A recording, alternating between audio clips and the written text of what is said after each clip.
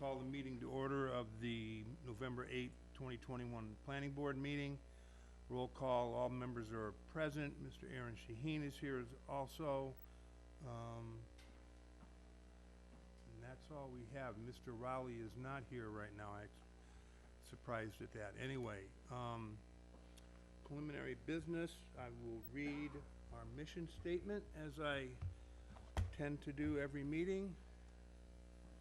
This is the Wareham Planning Board, which is a land use board whose primary purpose is to provide for and guide the orderly growth and development of the town of Wareham. We will oversee and administer the land use projects that fall under the jurisdiction of the Planning Board with three primary objectives: to ensure the public safety, interest, and welfare of the citizens of Wareham, proper application of state and local laws, regulations, and procedures, and safeguard the land use rights of Wareham property owners. For your reference, those state laws, local laws, regulations, and procedures which have been established by the voters of Wareham, either at a Wareham town meeting or through your elected representatives, include the Wareham bylaws, the Wareham zoning bylaws, the Wareham rules and regulations regarding subdivision of land, and the Massachusetts General Laws, Chapter 40A regarding the Zoning Act, and Chapter 41 regarding subdivision. Other functions of the Wareham Planning Board include the consideration and preparation of amendments to the town's zoning bylaws for submission to a town meeting warrant, and the development and maintenance of the Wareham Master Plan. So this board is anxious to work with the citizens of Wareham as our town evolves, and we encourage all citizens to familiarize themselves with our state and local laws, regulations, and procedures to help us guide the orderly growth and development of the town of Wareham. Thank you. We have an agenda item tonight under preliminary business for a vote on a 53G contract by the Director of Planning. And not seeing the director, but the associate. Do you know what this is about, Aaron?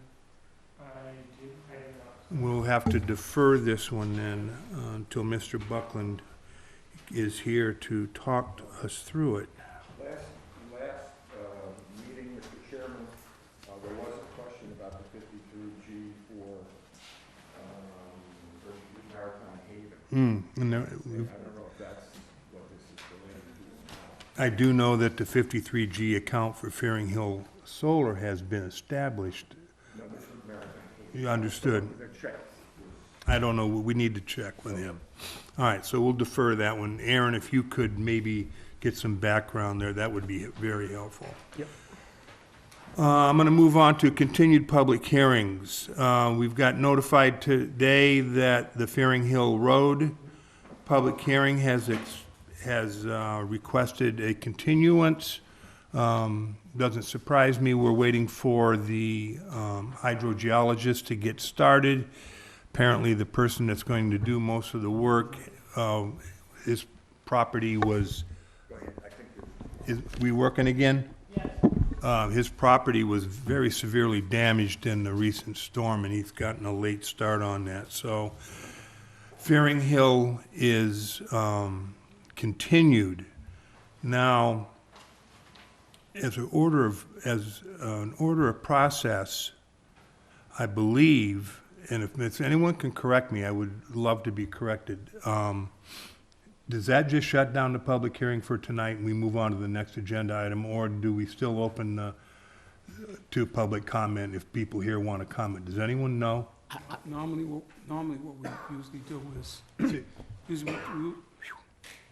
we usually do is, you can open it, just tell them it's postponed, continue to new date, and move on. Don't Okay. take any public information. Michael? Yeah, I believe that's correct. All right, so, Mr. Rowley. Sure. But we do formally open it? Yes. It's a continued public hearing. All right, so we will, do we need a motion to continue it? Yeah, it would be nice. All right, so I will open the public hearing on Fearing Hill Road, and I'll ask for a motion to continue it to, anyone remember the date? Was it 12/18? Oh, that was, 15's next Monday. it was 8 and 14, November 22nd. Yep. So I would take a motion to continue to 11/22. I have a form for you right here. So moved? Second. So I have a motion by Mr. King and a second by Mr. Corbett to continue the public hearing on item 21-21, site plan review of the 91 and 101 Fearing Hill Road project to 11/22/21. Any discussion? I'll call for a vote. Mr. King? Aye. Mr. Baptiste? Aye. Mr. Corbett? Aye. Mr. Schultz? Aye. Mr. Swenson votes aye. That's 5-0-0. Say, 11/22, 2 weeks from tonight.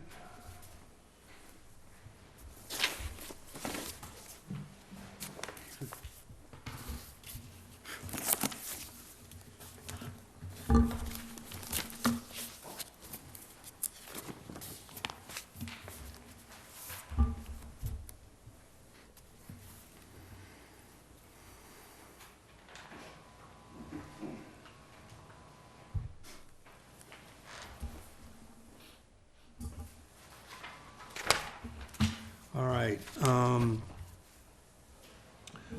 Next item up is item 3121, site plan review for LSE Hydra, 36, 44, and 48 North Carver Road.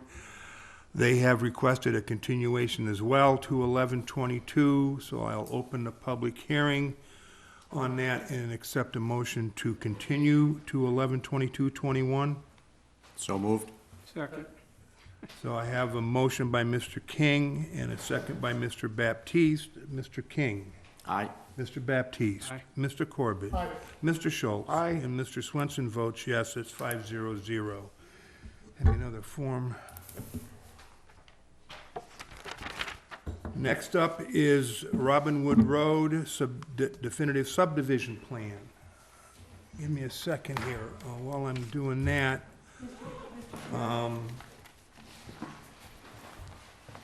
The way we'll do this tonight is the applicants are here. I assume that they have some responses from comments they heard at previous meetings. They might have new comments to make.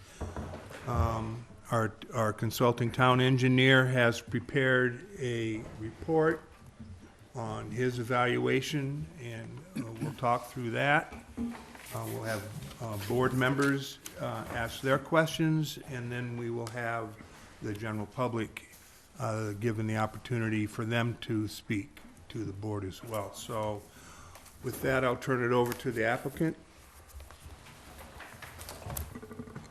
Is it okay to remove the mask at the table or leave them on? No, Mask on. as long as you're vaccinated, you don't Okay. have to wear a mask. Perfect. Thank you. I should have told you. I'm sorry. So we had a chance to review Mr. Rowley's letter, and as to process, we can go through some of the comments and things we've looked into or have more information for you on. I'm not sure how you want to handle it. I'd like to make a request. If you want to talk specifically to Mr. Rowley's letter, I'd like to give Mr. Rowley a chance to go through it first to the board and the public, if that's all right. That works for me. Thank you. All right. Is that all right with you, Charlie? Certainly. So if you could do that, that would be great. I'll try to be brief with each of the comments. The first one has to do with the compliance with zoning on two specific lots in the development. One is in the far left-hand corner or closest to Robinwood Road. I noticed that a portion of the 180-foot diameter circle that's required under zoning encroaches into a wetlands area. It's not significant, but nevertheless it does. A wetlands area is not considered a buildable area, and the zoning bylaws says that the 180-foot circle must be shown in buildable upland. So I think there's a concern with that lot. There's also a concern with lot 52, which shows that a portion of the circle is actually in the coastal wetland, intersects the line which is identified on the plan as a coastal dune, and is also in the area that's labeled on the plan as a coastal beach. So in that case also, I think that there would have to be some adjustment in the lot lines to get that circle within buildable upland areas.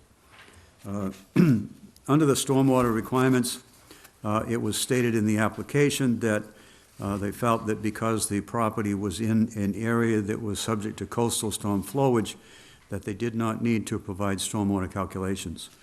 I disagree with that, because not every storm that discharges or dumps stormwater rainfall onto the property is accompanied by coastal storm flowage. It could come at low tide, it could be that it's just a tremendous downfall of rain, which we have seen in the last few weeks and so forth. So I think that the stormwater regulations are called for in this particular instance. Something that's related to that is the road construction, and I did mention that in the second page of my report, and that is that there is a low spot in the profile of the roadway leading to a subsurface infiltration area. That subsurface infiltration area does not have a point of discharge such as you might find in normal circumstances. And as a result, the infiltration area, should it be filled with water during any particular storm event, has no place to go out, and it could sit there in the middle of the road at the low point for a substantial length of time. So, May I? sure. Are you talking just inside the gate? No, no. If you look at the road profile, it's beyond the first return, and it's right opposite where there's an infiltration and drainage basin that's shown on the plan. Very quickly.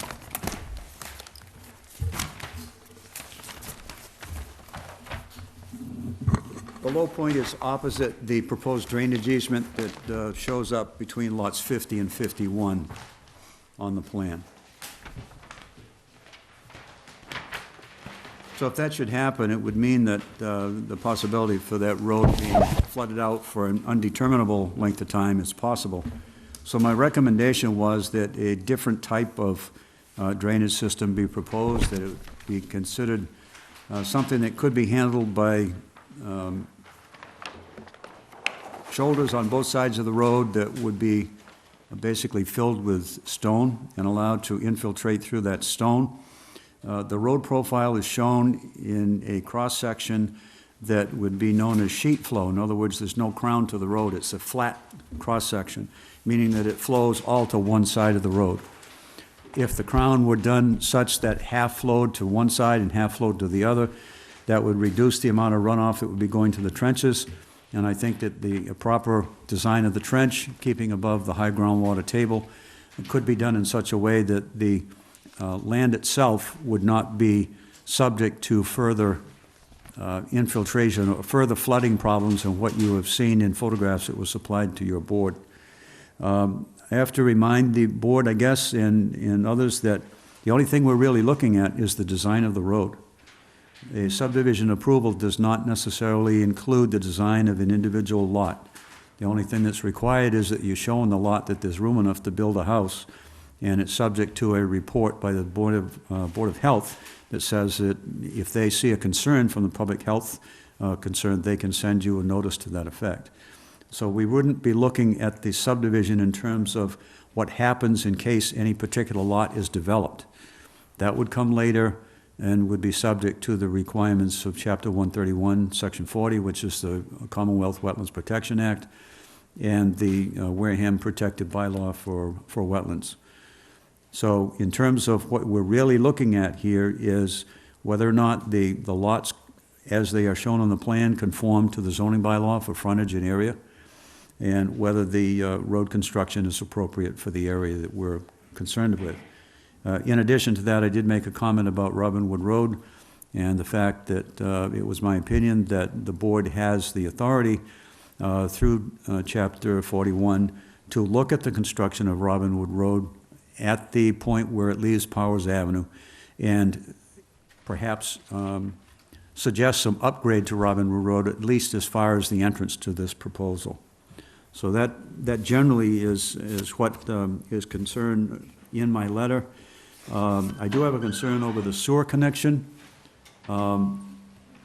what they're proposing to do is run a force main sewer line from the project along Robin Wood Road, and then by location of the force main within other roads, end up at a sewer manhole that's in the vicinity of Nanumet Street, and I think it might have been Webster Street, I forget the second street. But anyway, it's a fair ways away. We have no indication at this time whether or not that sewer line will be going in private ways over which maybe these people don't have rights, other than the fact they can pass and repass. So perhaps we could get some sort of a comment to that effect. Certain streets that do have the sewer manholes and appurtenance in them were taken by easement by the town when they developed the sewer project many years ago. Others are in town ways anyway, which the applicant would have a right to enter upon public application to the Municipal Maintenance Department for a road opening permit.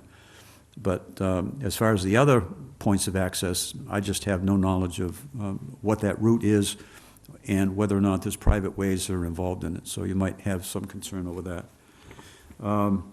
There are some waiver requests for, again, the stormwater calculations, for the requirement to put in street trees. Not sure why that should be requested as a waiver. There are a couple of areas on the premises as a whole that do have trees that are not disturbed necessarily by the road construction, so adding trees along that road layout, I don't see where the concern is for not having to do that. The waiver for sidewalks, there are no sidewalks in the general area, so you might want to take a look at that in terms of whether or not there's a reasonable connection. If you made a sidewalk within a proposed road, is it going to lead to nowhere? So that's a point for you to consider. The waiver was for the use for molded berms along the proposed road. I'm not sure whether they meant a roll berm, or whether they want Cape Cod berm, or whether they're looking at a formed bituminous asphalt curb. If the latter were the case, I would strongly not recommend it because it gets ripped up so easily by snowplows. On the other hand, if it is Cape Cod berm, it's something that you've normally allowed in certain instances, and it's something you could consider.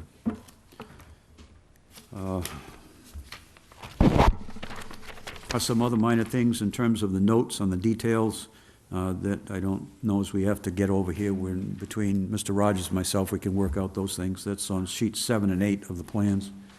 But that's generally the report as I gave it to you. Mr. Chairman, Any comments right now from the board? if we have questions regarding Mr. Rowley's report, should we do it now or just hold it till the general section? It probably would be helpful now to get them out, so then the applicant can respond to all the concerns. Some of these are just educational for Sure. me, perhaps. Mr. Sheehan, first, through the chairman to you. Have we confirmed that Robin Wood Road is a private way? I have, I thought that was an action item from the last meeting. I thought we read on the. It's on the plan that way, but I thought Mr. Buckland or Mr. Sheehan was going to go back to the... we have not discussed, whether it is a private way or not. Okay, so for the purposes of my questions, I'll just assume that it's a private way. Okay. So my next question, just for educational purposes, what's the town's obligations, responsibilities regarding maintenance, upgrade of private ways, Mr. Rowley? Because you recommended Robin Wood Road improvements. Who would be responsible for those improvements? If it's a private way, then the people who own property on both sides of that private way own to the center line of the road unless their deed reads otherwise. So in a technical sense, the town has no obligation to maintain that road at all. They maintain roads. They have plowed streets in the past, and I know that there was a situation a number of years ago where they declined to take on any further plowing of private ways and left it up to the individuals to get a snowplow in there. Okay. But as far as the responsibility of the town, unless it has a sewer line or a water line or something in that road that they would be responsible for, the maintenance of the road, in my view, is for the abutting owners to take care of. Okay, so if the board made a recommendation on improvements or changes to Robin Wood Road, then presumably whoever owns the road would have to make those improvements. Well, in this particular case, you have a subdivision before you, and a portion of that road, Robin Wood Road, is needed for access to the development. And a portion of the property also abuts Robinwood Road. So as a developer, they're coming in and asking you for the approval of a subdivision plan along that way. And if you as a board deem the approach to that is less than suitable, you have the authority under Chapter 131 to recommend certain upgrades to that road, which would make it safer and easier for the passage of vehicles. Okay, and then the developer then would, Yes, he would be Assume that responsible for obligation. that because it would be part of your approval process. okay. Thank you. That was. Carl, what he said is very true, but they do plow private roads. If you approach them, they have been kind enough to do that. Yeah, thank you, yes. Thank you for that, Mr. Corbett. But I was more concerned about imposing a cost Yep. on the owners, if we recommended an improvement. Okay, thank you. Anything else? No, that was my question, Mr. Rowles. Any questions down there on Charlie's report before we have the applicant respond? Okay, So we'll try to work through it, and a couple of the things we thought were key points. The first comment I'll have is for the compliance with zoning, which is paragraphs 1 through 3. yes? With respect to lots 48 and 52, and the 180-foot circle that is required under your lot shape factor bylaw, which is section 615. So a couple of things to point out with respect to those two lots and the intent of section 615 and what it actually states itself. Lot 48 is 97% upland, so only 4.3% of that entire lot is in that little triangle that Mr. Riley was talking about. Lot 52 is 91% upland, and 3.3% is the little area on the beach or the marsh that he, or not marsh, but dune that he was speaking I'm of. sorry, I'm not following your numbers. Can you? Yep, so- My bad. not Yep, yours. on lot 48, Yep. our percentage of that lot, which is upland, is 97%. I don't know what that means. So upland would be buildable area that's not isolated wetlands or the dunes or an area where we could not include in that circle that Mr. Rowley was talking about. So I don't know if, they're tough to see on the plans because the circle's pretty faint.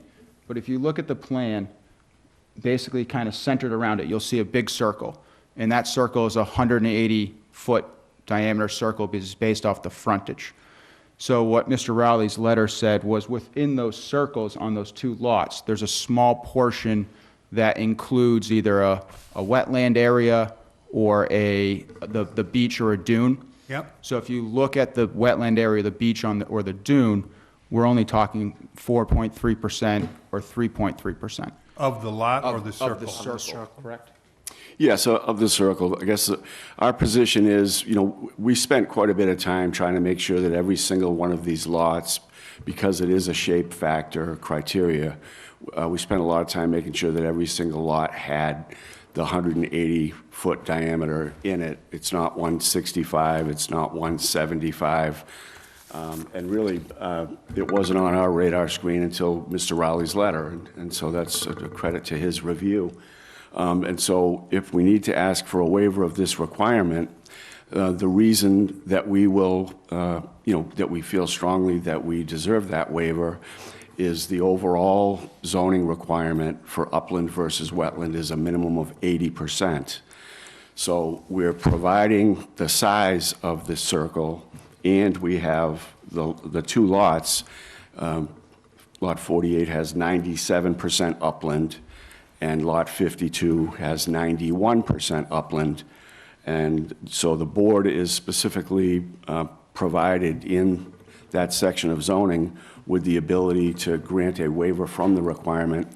And so we feel more compliant having the full circle with a tiny bit of wetland in it than, asking for a reduced diameter. So the main point of shape factor is to try to create uniform shaped lots, so we don't end up with like a port shaped lot or a pizza pie. We have, rectangles, squares, uniform-shaped lots where the upland is contiguous. So our upland isn't split in half by a piece of wetland or the beach. All of our upland is contiguous with itself. So looking at the intent of Section 615, which is your shape factor, the last sentence reads, "In cases where the planning board believes that the proposed lots do not meet the lot shape factor criteria, it will not be detrimental to the intent of this regulation, the planning board has the authority to waive this requirement." So to summarize it, what we're saying is we believe that with the size of the lots, the amount of contiguous upland that we do have, we're not deviating from the intent of this bylaw, and it's something that we would hope the planning board would look at and consider that waiver. If that summary makes sense for you. Did everyone get this? I'm sorry, I'm a little slow. No, I see a 180-foot circle. I see the 30-foot no activity zone. I see the 100-foot mark of delineation, I believe it's referred to as, 100-foot buffer zone, Mr. Chairman. the 100-foot buffer zone. So there's a fingernail, if you will, that goes over the retaining wall. I apologize. I really do. I'm talking about lot 48. Okay. And the whole time you guys have been talking about this, I've been looking at 48. I'm sorry. Okay. So let me just look at 52. yep. Yeah. It has a bigger problem, I think. Well, but it's also got a bigger percentage of upland. So So when- 52, I see the 30-foot. So, okay, they're similar. Go ahead. So it's the portion of the circle that is within those flags A1 through A6, that's the IVW. And so, Now, you would need to get Conservation Commission quote waivers, if you will, on lots 48 and 52, is it correct? no, we can construct a house on that with no disturbance within the 30-foot no activity zone. What about the 100-foot zone? So, well, we're required to have a filing, so every single lot in the subdivision is jurisdictional to conservation, as well as the roadway. So, in a couple weeks, we'll be filing the notice of intent for the roadway with conservation, and then later on, we'll be doing each individual lot. But because of some of the comments other comments that Charlie made, we're going to be coming back with showing the individual lot grading so that it's consistent with the stormwater management calculations that he's asked for. I think those two things go hand in hand. I do too. So, Okay, all right. but, the bottom line on Lot 48 is we far exceed the upland requirement. We're at 97%, and we have a 180-foot diameter circle that fits within the lot lines. That the extent of our non-compliance is that 1,000 square feet of area within the circle. At the very top of 48. Correct. Right. Okay. I'm sorry. So, we would be, after tonight, we would be providing a new updated waiver request letter. And so we're giving you our reasoning behind it, at this time. And you're looking at going in front of the Conservation Commission in 2 weeks with those updated lot? No. We're going to come back as soon as we can to the planning board with revised plans and a response letter, a complete written response letter to Charlie's comments. This is an important item for us. So, for the reasons that we're stating now, we'll be requesting the waiver in writing as Charlie identifies that is needed from us. Okay, good. You want to do the access part? So, So if I just move back down to stormwater, we've looked at it in the office, we've looked at it as a project team. It's an exercise in math, but we have very little area at all that is currently going to the north. and we're not going to be touching that. Basically, the main design point on this property is the property itself. And so I'll do pre-development and post-development. I'll cover the IVW area, I'll cover the northerly abutter, the southerly abutter drains onto us, and we'll have a drainage system for the roadway with a design point on the property. I do not believe that we can eliminate a low point. I think this road has to be graded with a low point. Happy to go over that with Charlie more closely. We have to meet a centerline grade minimum of 0.75%. And so our high point in the roadway is Robinwood Road. If we carried the minimum grade to the end of the cul-de-sac would be at a low point. We don't want to do that. We're happy to pick it up such that the low point in the paved roadway that discharges to the swales is sufficiently above the swales so that any ponding would be in the drainage system adjacent to the roadway and not have any chance of being on the pavement. We don't currently have catch basins on this plan. We may need to add some, I'm not sure, but if we stay with country drainage and the way it's been recommended with some minor modifications, then I would add catch basins to the waiver request list. But I think we need to maintain a low point. I think because of some other issues with onset water, we're going to change the road cross-section. And for the most part, as Charlie recommends, we'll go 18 feet wide, we'll crown it, we'll have a shallow swale on either side of the road, a crushed stone trench. But, we're gonna have a low point somewhere along the line in order to be able to provide the 0.75% centerline grade. On Maritime Road. Yes, correct.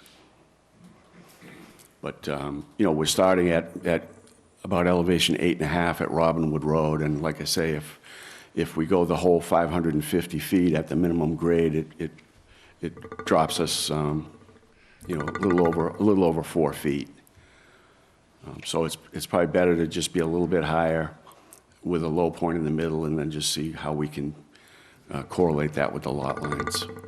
So, Mr. Rowley, I think it's absolutely critical that this board and myself, I'll speak for myself, understands where this board's responsibilities lie, where other boards in our town, the Board of Health and the Conservation Commission come to mind, in understanding potential standing water issues. And you commented during your summary of your report to that effect, and I would ask you if you just go back over that again to be maybe just a little more in-depth, so that we all understand what our obligations are and what our responsibilities are, and maybe what the other agencies and how we manage this. The public has made it very clear that they're concerned about the standing water issues. I've seen the standing water. Other members of this board have been down there and seen the standing water, so. Right. That is a concern, obviously. Your board's obligation is to be sure that whatever design is completed by the applicant and approved, that you're not impacting the abutters in an adverse way with respect to the water that goes in their direction. So with the stormwater calculations, we're going to know a little bit more about where the water comes from, how it gets to the site, whether or not overland travel from this site impacts other properties in the course of the standard runoff that you'll get from a storm. We'll know a little bit more about that with the actual calculations and the plans that they do for the pre-construction conditions. With respect to the road itself, however, the regulations do call for a 0.75% minimum pitch from one end of the road to the other. However, I think this is an opportunity maybe to be a little bit more creative in terms of how that construction design gets done. in that if there was a significant increase in the crown, which is the cross-sectional shape of the roadway, such that the travel of the runoff was right to the sides of the road and not traveling down its length, you could reduce that 0.75% to almost flat, because all of the pitch will be from side to side. That would reduce the amount of cut and the reduction in elevation that Mr. Rogers just referred to as being roughly 4 feet and 500 feet. You might be able to reduce that to where it simply skims over the surface of the ground. But I'm talking in generalities now, and I certainly wouldn't want to suggest that is the case until we see a plan, see what the opportunities are for doing that.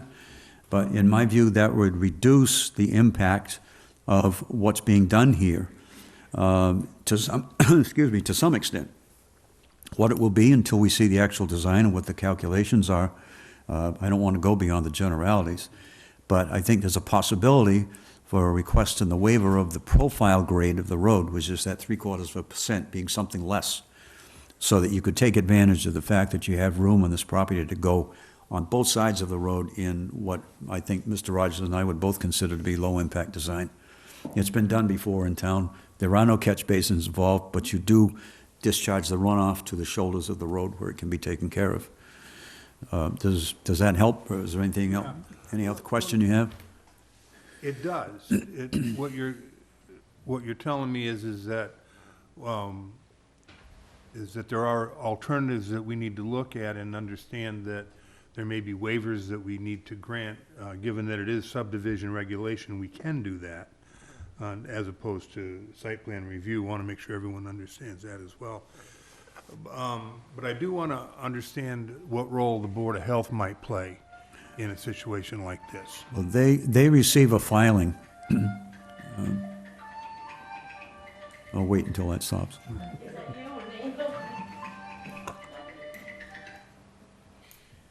The Board of Health, is a part of the regulations under Chapter 3, Chapter 41, get a copy of the subdivision plan.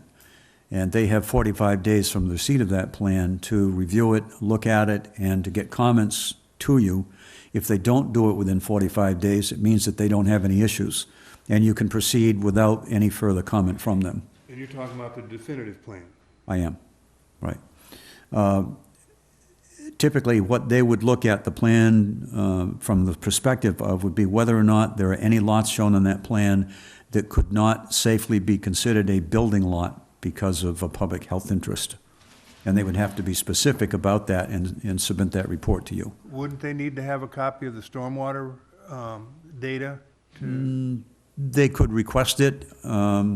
It's not necessarily a requirement. The statute doesn't say that. It simply says they are to look at it from the standpoint of if there are any public safeties or public health issues related to a particular lot. And they can issue the report accordingly. So If they have questions, they could certainly ask to find out. I'm gonna ask Aaron. I have a question, but you can ask Aaron, go ahead. So, thank you, Charlie. You're welcome. Mr. Shaheen, things that some of us have been talking about is understanding when notification went to the other agencies in town, if you will, and if you could check for us on when the definitive plans went to the, specifically, there's a full list of about a dozen, but, yeah, but we really want to know about the Board of Health and where they stand on this, if there's, if they need more time, if they need the stormwater data, is there ways we can do extensions for them? No. Under the regulations, they have 45 days from the day they receive it to reply to you. And if they don't do it within the 45 days, then it's assumed that there's no issue. Right. Mr. Chairman, through you to Mr. Sheehan, could you also confirm that the notifications were sent for the preliminary subdivision plan? Because there was a requirement that that notification happened when we approved the preliminary subdivision plan. And I would like to know what the responses from the individual boards to that was as well. Yeah, I can do that for you guys. Thank you. And then, Mr. Chairman, through you to Mr. Rogers, I didn't exactly understand. Did you commit to doing a stormwater analysis or not? Yes, sir. Oh, okay, so you're gonna give us the stormwater? Yes. You gave a lot of explanation, but I couldn't net it out. I'm sorry. It's okay, thank you. And I can help, is it Aaron? I can help you. I have the dates, stamped in receipts from the Board of Health and for both the preliminary and the definitive. Sounds good. Beautiful. Again, through you to Mr. Rogers. Do you have dates for all the boards, like Conservation Commission and the other boards as well? Well, so we're obligated to provide to the Board of Health and to the town clerk, and then certainly the town distributes to municipal maintenance, water, sewer. Okay, those are all the ones that I was interested in. Thanks. Okay, so, thank you, Mr. Rogers. I guess I would say if I may, Mr. Chairman, just on that point with municipal maintenance, because I have not seen any comment letters from either, Board of Health, municipal maintenance. And I know Conservation knows we're heading their way, but prior to the meeting for the preliminary subdivision some months ago, I had a phone call from Dave Menard. He wanted to understand what was going on at the site, and I didn't go with him, but he physically went to the site specifically to see if there was any town drainage discharging to the IVW. And so, I know people have made comments about the extent of his repair of potholes in the area, but we certainly have municipal water, and municipal maintenance does take responsibility for more than just snow plowing that section. I'm sure they stop when they get to the split where there's private signage, but there's a water main that goes from Robinwood up Forest Street. And so, we're going to have a sewer utility that's a force main sewer, but so we'll be, these people will obviously be paying connection fees and rates, flow rates. So our proposal for the force main sewer would be to be in Forest Street and head up to that Woodbury Street and Nantucket Street. So, it will be a privately constructed part of the public utility for sewer. And so, but we'll certainly, respond further in our And how do you do that across private property? So it's under the, private property, if that's the case. It seems to me the issue is that these streets haven't been accepted by a specific town meeting vote, but the maintenance for them has been taken over by the town. That just seems to be the situation. Maybe I could get some additional clarification from municipal maintenance. We can also, in our response, we can provide some more detail if we determine it's private or public, when there's Mass General law on when a municipality maintains services in a private way for a period of time, it essentially becomes almost like a public domain where they've assumed responsibility over the road. So we'll have to look at those facts, and we can put that in a formal response for the board Sounds to messy consider. to me. Mr. It Chairman? happens throughout Massachusetts, everywhere, every city, town I worked in, yeah. Mr. Chairman, through you to Mr. Gay. Yeah. If you remember at our last discussion, we had a discussion about your guarantee that that Maritime Road would be maintained as a private road in perpetuity. And I was extremely concerned about how you're going to guarantee that, because I don't want to see the town ending up in a situation where, as you said, it accretes and we end up being responsible for it. So I want to know how you can guarantee that. You don't have to answer that now, but if you could. I can give you a brief answer. We would have to set up a homeowners association, create that formally with the Registry of Deeds, make sure that homeowners association is, referenced in their chain of title and deed. And then a part of it is the town in the future, 20, 30 years from now, not going into there on their own when a homeowner says, oh, we have a pothole, can you come fix it? The town and the DP would look at it and say. Wholeheartedly, but you So- said it was guaranteed to be in perpetuity, and you just gave a case where it won't be. That will be, what we can do within that is the title, the plans, the homeowners association, the deed, the declaration of trust, and all of those. Which goes back to my point, you can't guarantee in perpetuity. No, I mean, the town could make a decision, and another board 30 years from now could make a decision contrary to what you and your board believe, so. Again, my Correct. point was your application said in perpetuity, and you can't guarantee that. Point taken. Mr. Chairman, Point taken. there are homeowners association all over town that have just been ignored. Parkwood, Briarwood, they're everywhere. What happens is eventually people lose interest. I mean, there's one with beaches, tennis courts, open areas. They ignore the homeowners association basically. They just walk away and say, we're not gonna do that anymore. What happens in that case?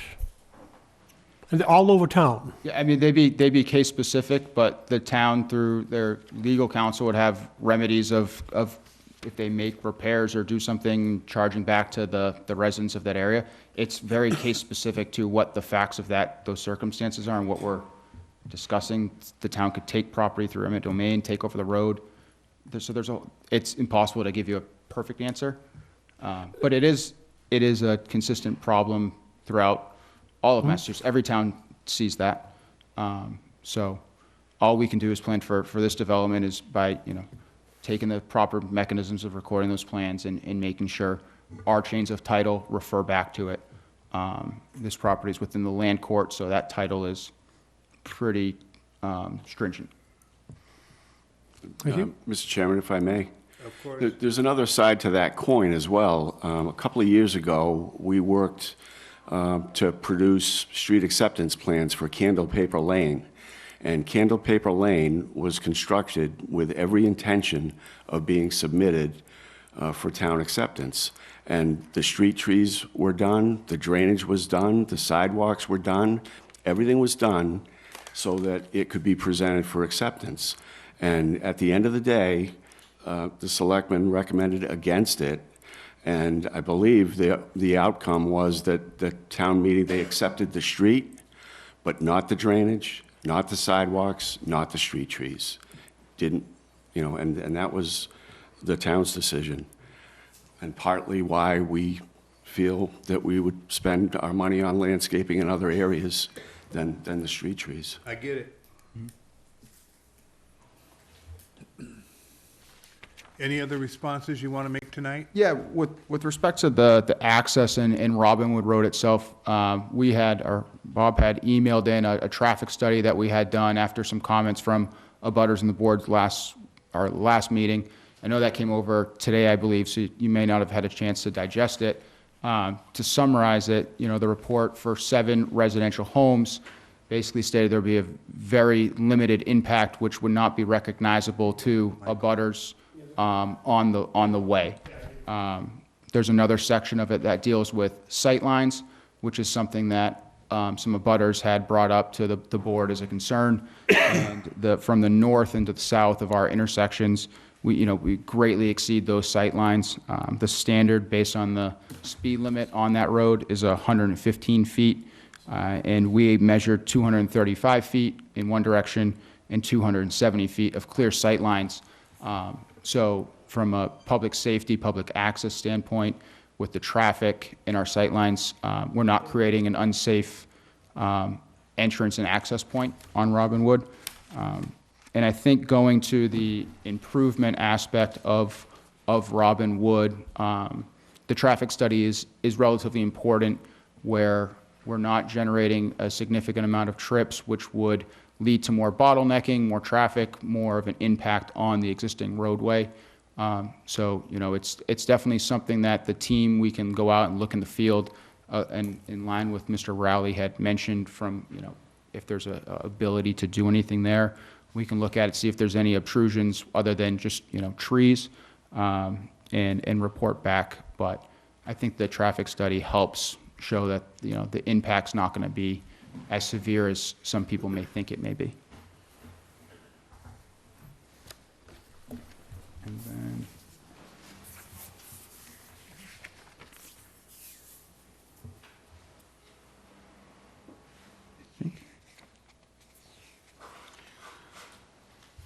The waivers with the sidewalks, we kind of concur with what Mr. Riley said, where Robin Wood's not serviced by sidewalks, having a sidewalk on Maritime Road to no sidewalk doesn't seem to make logical sense. Also, with this being in the Conservation Commission's realm, they like to see as little impervious surface as possible. Sidewalks, whether concrete or asphalt, are impervious surface. And with the drainage that we were talking about with maybe doing a crowned road and the ditches along the side of the country drainage, a sidewalk necessarily wouldn't work well with that design. So I think based on kind of the circumstances, the location of everything, that's a waiver we think's reasonable. And the street trees, we're definitely committed to having beautiful landscaping on this site for the homes that are going to be constructed, and putting trees as the subdivision regulations and bylaws would provide might fall within some of that drainage area. So we'll have to look at that, and maybe we can propose trees that are outside of the road layout, but would hopefully satisfy this board on what they think would be aesthetically pleasing. Any comments around the waiver number 4 of the berms? Mr. Chairman, yes, so the Cape Cod berm just goes along with the country drainage. We have a small section of it. We have a small section of it where we need it to collect the runoff and send it to the current drainage design. The drainage design is going to change, but so the decision needs to be made. If we add Cape Cod berm, then there needs to be a collection point. If the current design, which we would still prefer, with no curbing at all and a shoulder that pitches toward the swales, basically you would have a grass shoulder and just let the water go into the swales all along the length of the roadway. Whether we have that 0.75% centerline grade or not. So let's see how the road comes out first. So- Is that what I'm hearing? Yes, but so the request is consistent with a swale drainage design, that we would not have any unless, in that one spot that I mentioned where we need it. So it may change. Okay. Anything else, sir? I think from our point, that hit the main points in Mr. Riley's letter. I don't have any other notes pertaining to his letter outside of, obviously, we're going to submit a formal response to it, and based on comments tonight and his comments, revise the plans and provide those to you. I assume that you're working directly with him outside of this forum? We have not as yet. I would always want to ask permission to do that, and that's what I would ask at this Mr. time. Rowley, is that okay with you? Sure. I would encourage it. Is Thank the you. board okay with that? Yep. All right. Any more comments or questions from the board members? None. Mr. Schultz? Through you, Mr. Chairman, to Mr. Gay. Again, informational questions. At the 426 meeting for the preliminary subdivision plan, you urged the board to act quickly because you said you wanted to go before the Conservation Commission shortly following that meeting, and you were going to hold a public meeting. Did you actually go and speak to the Conservation Commission? So Conservation Commission's within Bob's purview and getting those notice intents put together. I believe I'll let him speak to that. Well, I'm specifically speaking to you because you're the one who said the board should act quickly because we're going to the Conservation Commission. I Quickly. don't recall Mr. I Gay went back, saying I that. can tell you what minute and time of the video it occurred, but Okay. I mean, I think our hope would be to work through this process with Mr. Rowley and the so board. you did and come not, to you a have pla- not gone to the Conservation Commission. We don't have a finalized, No, sir, no. no. I'm only saying that at that meeting, I got the impression that you were going to speak to them shortly, so you did not. Thank you. That answered my question. The second question was, as part of that, urging the board to act quickly on the preliminary subdivision plan, you said you were actively working to schedule a public meeting, and that was predicated on getting the preliminary subdivision plan approved? Did that public meeting occur? We had the preliminary subdivision, that was in 426? 426, and then we filed our definitive. No. Which is why we're here. At the 426 meeting, you, sir, encouraged the board to act quickly on the preliminary subdivision plan so that you could schedule a public meeting and bring the preliminary subdivision plan to that public meeting. I'm only asking, did that public meeting occur? I believe, I don't recall those statements. I can get you the minute and time on the video that those were made. Let him answer the question. So, Well, he said he didn't at the recall. preliminary, the hope would be to move to the definitive. So if I made a statement, maybe it was, Bypassing my question. okay, I'm sorry, I don't understand your question or have an Was answer a for public you. meeting held? That's a A question. public meeting with the planning board, which we're in meeting two No, of. you, I'm gonna, can I, Mr. Chairman? We should did I- have, I'm sorry, we had an abutter outreach meeting. In my memory of that, it was before the preliminary subdivision meeting. And my specific question is, at the subdivision meeting, the preliminary subdivision meeting on 426, you, sir, encouraged the board to act with urgency on approving the preliminary subdivision because, two things, you were preparing to go before the Conservation Commission shortly, and you wanted to have that in hand, and you were actively working to find a venue and schedule a public outreach meeting. And I'm trying to find out if either of those things happened. We had a public outreach meeting. My memory of the time frame was it was before that preliminary. And that was not the one I'm talking about. You specifically urged the board to act with urgency. I don't recall your statements. That's, I guess, the best answer I can Okay, give you tonight. Can I summarize to say that there wasn't a public outreach meeting held after the 426 preliminary meeting? I believe that public outreach meeting occurred before the 426 meeting. Okay? Yeah, it frustrates me. Okay. Anything else? Mr. Rowley? Just one thing to point out, I'm not sure about the percentages of going back to this lot shape factor in the circle. And I'm not sure whether those calculations which were cited included the areas within the 30-foot no-touch zone, which is a part of the Conservation Commission rules and regulations, but I would assume that that would also be considered a non-buildable area. So in looking at the circle of buildable upland, which is what section 615 calls for, might be good to revisit that to be sure that that area also is not included in the land that's supposed to be within that circle. You're talking about on lot 48, A1, 2, 3, 4, 5, and 6? Now, that's the limit of the wetlands, but then beyond that, there's another line which is labeled as a 30-foot no activity zone. That typically, with Conservation Commission, says nothing takes place in this zone, which means you couldn't build in it. And I think the comment was Well, that there was no, that they don't have to build in there. No, but the way that the definition of the circle is in the zoning bylaw, I believe it would preclude using that, because if it's not considered buildable upland, it can't be considered in the circle. But that may be a moot point, because even if it could be, there's still wetlands on that lot, and there's still the coastal beach, and there's still the coastal dune on lot 52.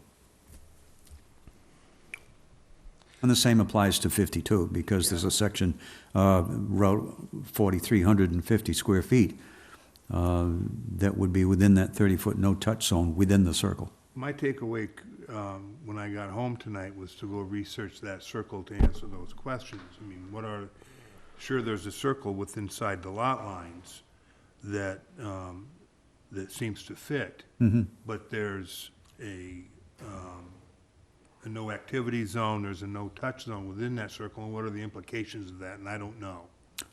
Well, as I read the bylaw, it very specifically labels it as buildable upland.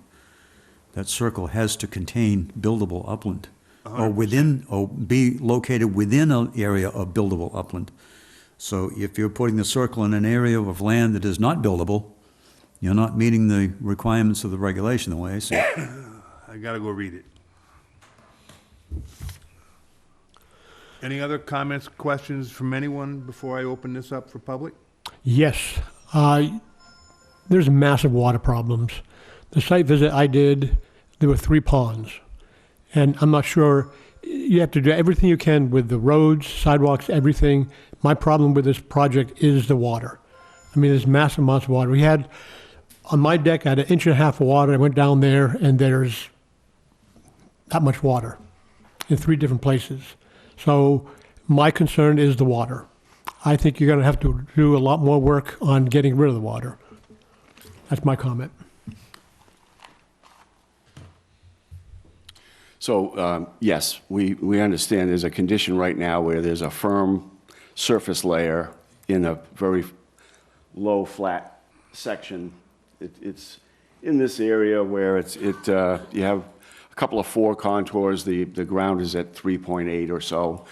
And so what we're going to do is we're going to build these homes up the 2 feet that we're allowed in the flood zone. So basically the parking areas under the home is going to be elevated.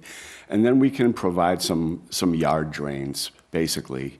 That's all they would do was, create a path for the water to get beneath the surface within the yard. And, we could identify those once we show the proposed grading, which we've had as a team for some time.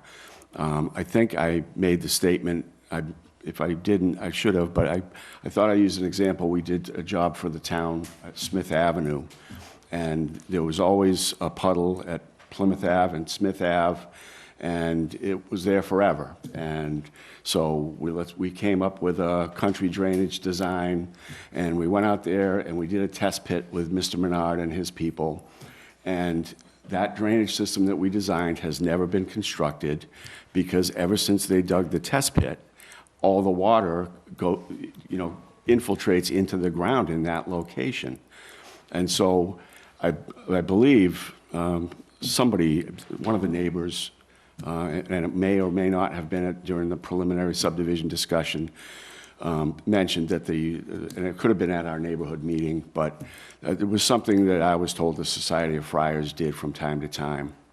They do have, there's one catch basin, a leaching catch basin in front of the carriage house with a 4-inch pipe that goes out, and that's, we don't know where the pipe goes. It's probably just a blind drain.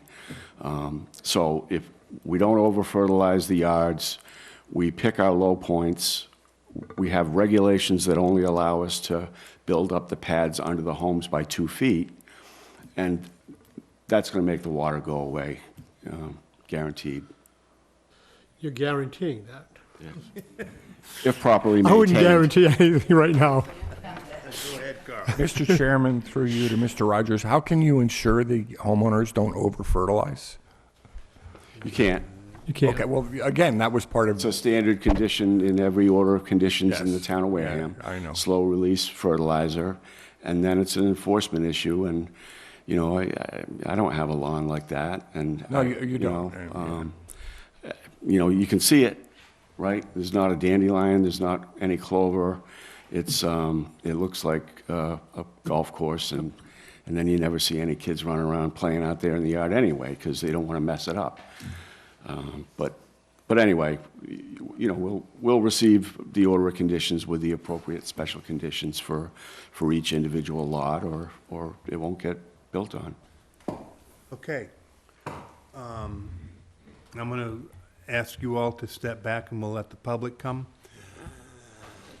So, public hearing is open. The way this works is that we ask you to come up and address the board. Any questions or comments you have to the applicant, go through the chair. You have 3 minutes to speak. If we're hearing repeat information, we'll remind you of that. We want to move this along. We want to hear new information and pertinent information. We're anxious to hear from everybody that wants to be heard. So with that, anyone here tonight to address the board? Sir. Please let us know who you are and where you live. Thank you. Mr. Chairman, Thomas Donahue, 12 Sayers Point Road. I would just like to review a statement Mr. Rogers made about the water. The southern abutter, the Botello home, drains towards us. This recent color photo, and Mr. Botello, who's sitting in the crowd, he testified here 2 weeks ago before you, and he says he's been living this for 35 years. And every time it rains hard, it floods into his property. So I think the statement that the southern abutter drains towards us should be reviewed. On the traffic study, could we find out what day that was done, the date on it? Because a traffic study in the off-season, during a pandemic, when people are working at home, is a lot different from a traffic study in May, June, July, August. The number of vehicles that are going to be there at the 7 houses, the applicant said they have 2 garages, so that means there'll be 14 cars, 28 people. The architect told us that there are 8 parking spots in every driveway, so that means there's 10 cars could be parked at every house. For 70 cars, and using their number of 2 people per car, that's 140 people on the site. We also discussed at the last meeting if the solar array at the Aaron property, the northern property, could be added to the site plan, and if any homes are going to be situated near it, are they going to interfere with their solar power? If that's going to happen, or there's a question of it, a shade plan should be produced by the applicant. The driveways in the houses, are their placement and orientation going to be on the new site plan? Snow storage, I heard nothing about snow storage tonight. Will the snow storage be on the site plan? Is there going to be guest or RV parking on the site plan? And will a landscape plan be also produced at our next meeting? The location of the sewer pumps on the property and off the property, their locations, the sound levels, the odor levels, the aesthetics, something that people were concerned about. So we are making progress, and I thank the board for listening. Thank you very much.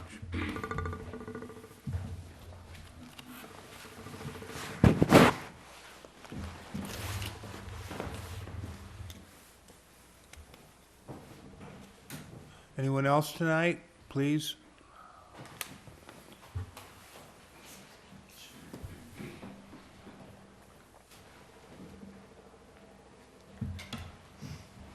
My name is Carol Mazzarelli, and I live at 3 Valley Road, which is, comes right off of 4th Street. And I hate to be the dead horse, but Mr. Corbett is right. I've been going to the Friary for over 25 years. I have waded through 8 inches of water. That water doesn't go down in 2 days or 3 days. That water is there for over a week. Yes, there is a catch basin. Yes, it does go up, because I watched him put it in. It does no good. It still fills up with 8 inches of water. By the carriage house, it fills up again. Not as high as the 8 inches, but still goes over. I'm really concerned about the house that fronts Robinwood Road. If that driveway comes anywhere near Forest Street, it's an accident waiting to happen. Forest Street is 1 car wide, just as is Robinwood Road.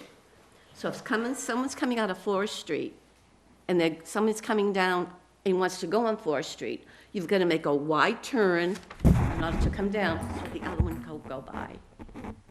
Sewerage. Again, Forest Street is 1 car wide. You're going to have a pump station that's going to pump the sewage out, that's fine. What happens if there's an issue? All the streets off of Forest Street are dead-ended.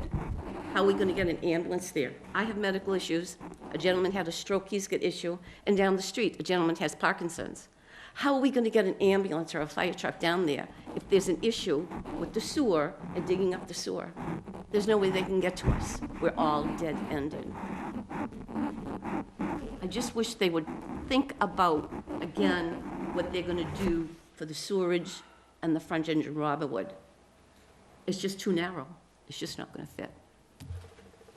Thank you. Thank you very much.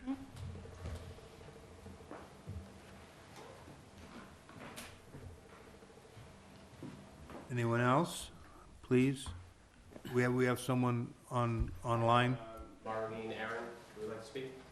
She'll be, whoever wants to go now, then she'll be next. Please, sir.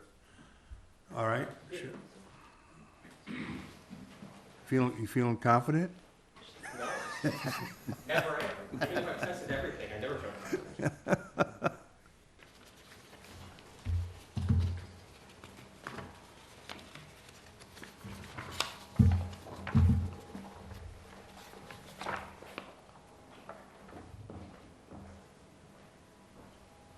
Thank you.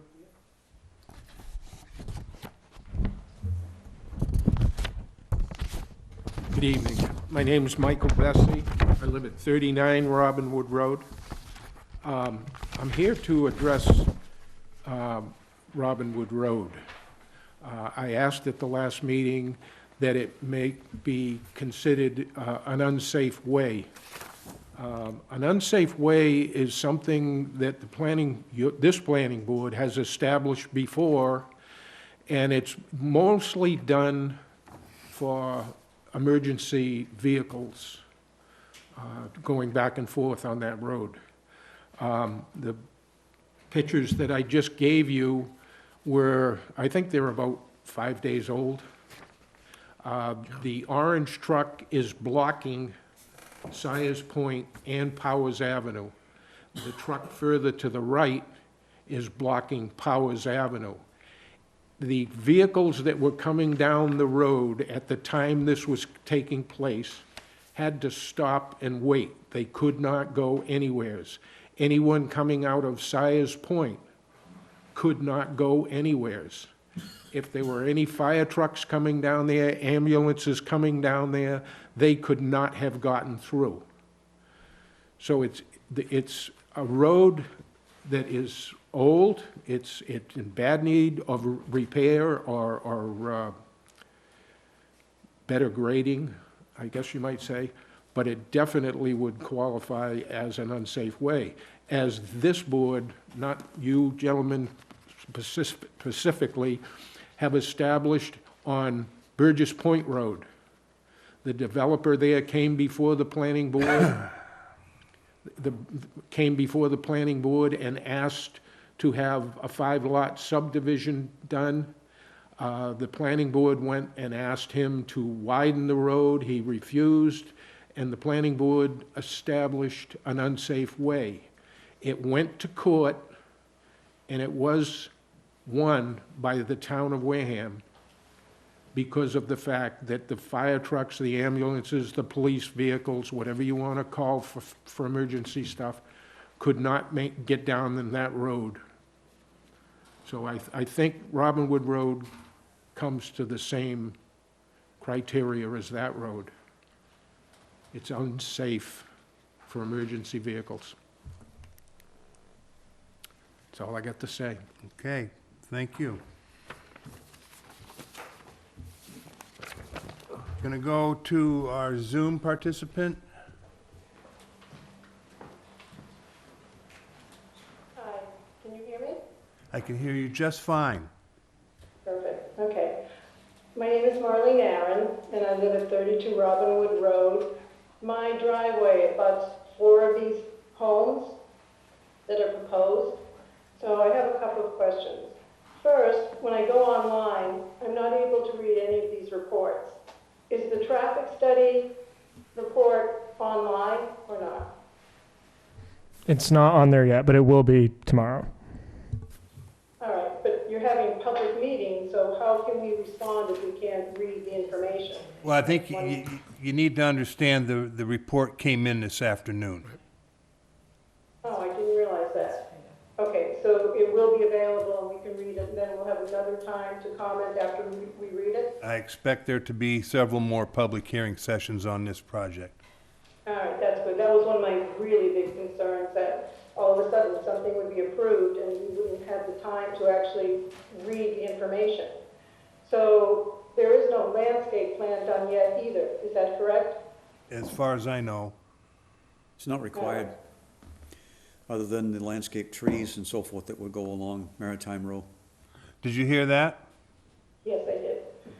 All right, so I'm going to try not to repeat, but I do have a lot of concern about the driveway for the lot that goes closest to the intersection of Powers.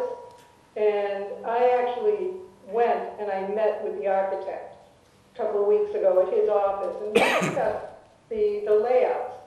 And I asked, why can't that lot, instead of coming into the intersection, be redirected to have frontage on the new road?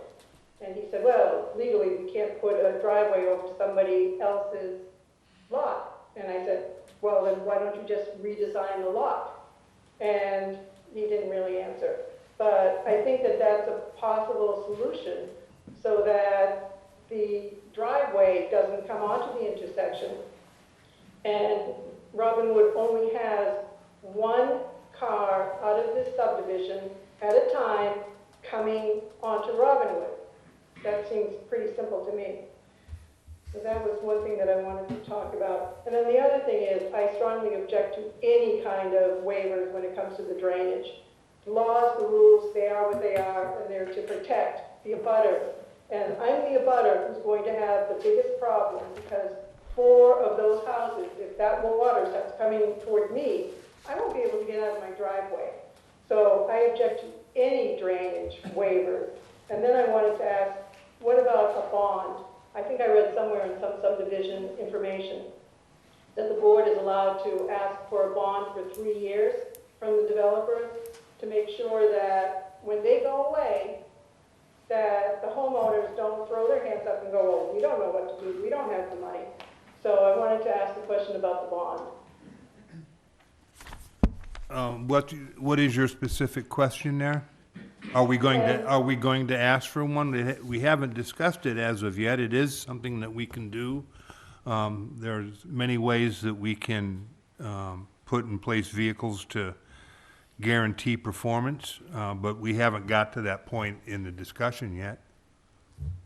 Okay.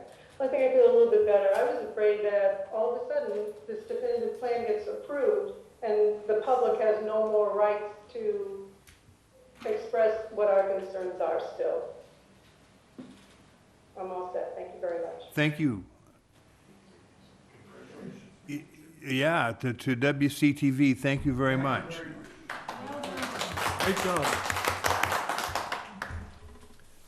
Anyone else tonight? Alan Slavin has a question.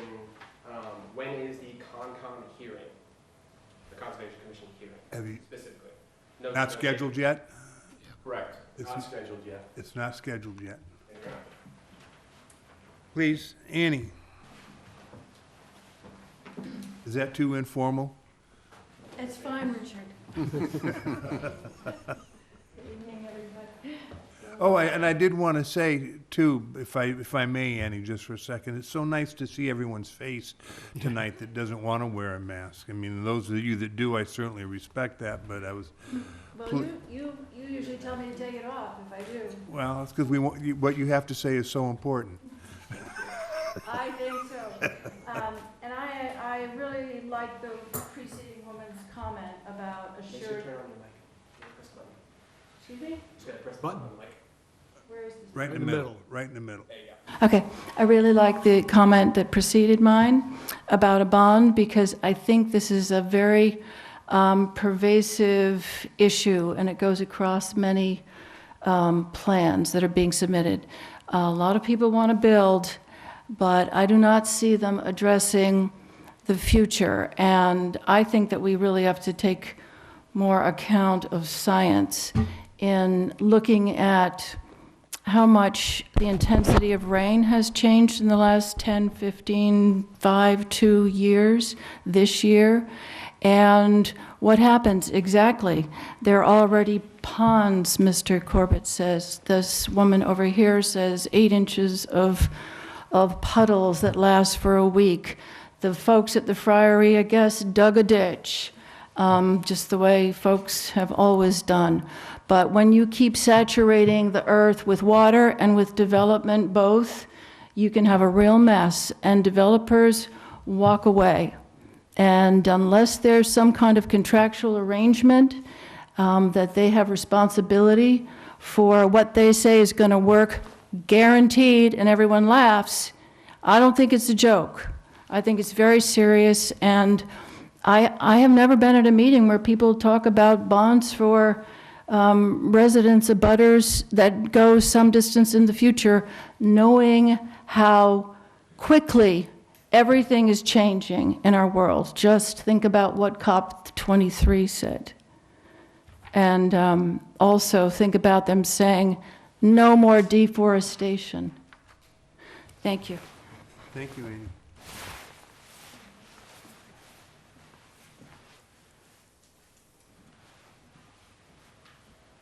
Anyone else tonight, please? Nancy?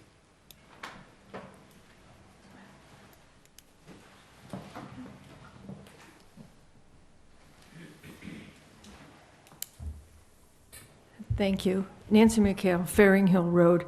I live in one of the high spots in Wareham.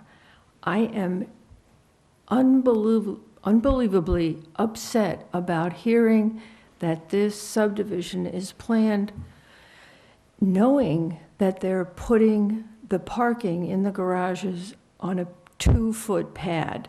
They know there are issues here. I mean, these people are going to be in an island. They're going to have to evacuate every time there's a storm or a flood issue. I mean, this just seems unconscionable to me. Anyway, that is my point. I mean, I just don't see any other way around it. What is the elevation for any of these homes, other than that they're building them up on stilts? I get that, but the surrounding areas, any of the vegetation that they put in there, unless it's seagrass, is not going to grow with all of the salt water that's going to be inundating those yards. This is insane. Sorry, just my opinion. Thank you. That's what this is for. Appreciate it. Richard, I have a comment about the traffic study. I actually just checked right now, and it was probably uploaded during this meeting, but the traffic study is online on the website. If you go under the project, it was probably uploaded just as this meeting started, but it is there. So, the planning board website on the town of Wareham website, planning board page, active projects, or what's the name of it, current? It's just under planning board projects. Planning board projects, and then look for 3221 Robinwood Road. You'll see it there. And if you go under there, all the documents are PDFs, so you can open them up. And the traffic study is on there. Honestly, I was trying to get it on earlier today, but we got it late in the afternoon, and I'm new, and my passwords and stuff weren't working to get it on there. So, but it is there now. All right, good. Any more comments tonight? Seeing none, any comments from the board? At this time, Mr. Rowley? I take a motion to continue. I'm sorry, Bob, did you have something you wanted to say? No, sir, just if you need me to sign a continuance slip Sure. or just to give our consent. So are you prepared to come back in 2 weeks? Yes, if there's any hiccups in the process, we would, similar to the other project, we would send an email and request a continuance. Okay, so I would accept a motion to continue the public hearing on 3221 definitive subdivision plan for RESI LLC, commonly known as Robinwood, to 11/22/21. so moved. Second. I have a motion by Mr. Corbett and a second by Mr. King. All those in favor, Mr. Corbett? Aye. Mr. Schultz? Aye. Mr. Baptiste? Mr. King? Aye. Mr. Swenson says aye. That's 5-0-0. Okay, thank you very much. Thank you. Have a good evening.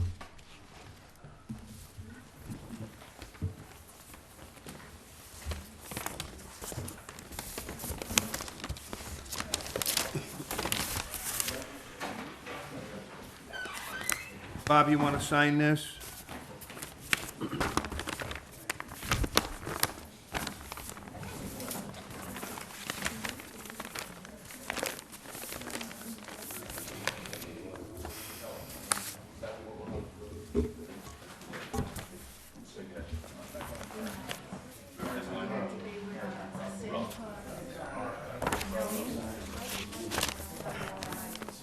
What's that?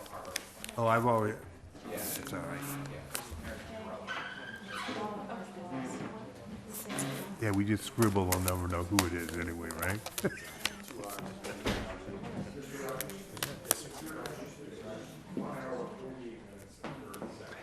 Days. Post, public hearing close. Okay. I'm going to back up to the vote on the 53G contract by the Director of Planning, and this is, Aaron, help me here, because the 53G account is an account that applicants put money in to pay for activities that are,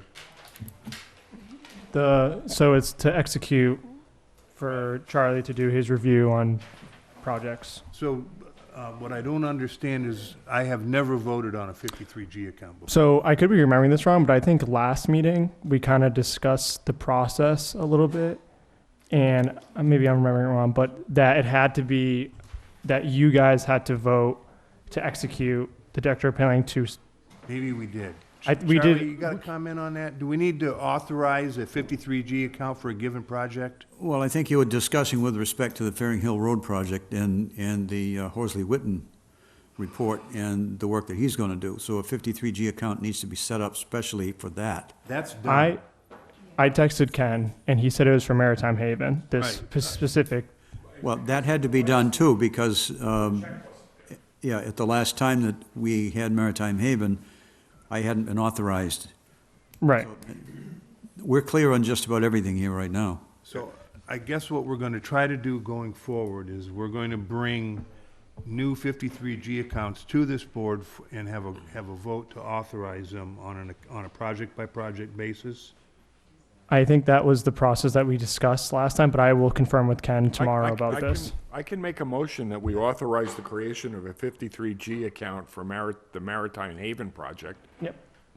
I think that was what the Okay, so I make intending that of the. motion, Mr. Chairman. We have a motion. Do we have a second?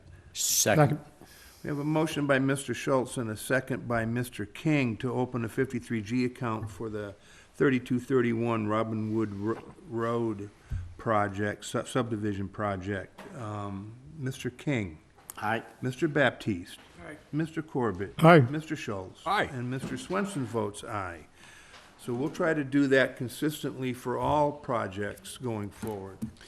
To your point, I was told that the Fairing Hill Road 53G contract account is set up and money is in it. The only point about waiting until your board votes on whether to set one up, if you don't see it before the plan is filed with you, you're not going to get any report from me until that's set up. Good, Playing hardball tonight, huh? So Yeah, so it normally has been done through the planning office, that as soon as they get the letter, they send the letter off to the applicant, who knows what the cost is, he cuts a check, and then the 53G account is set up between planning and the treasurer's office.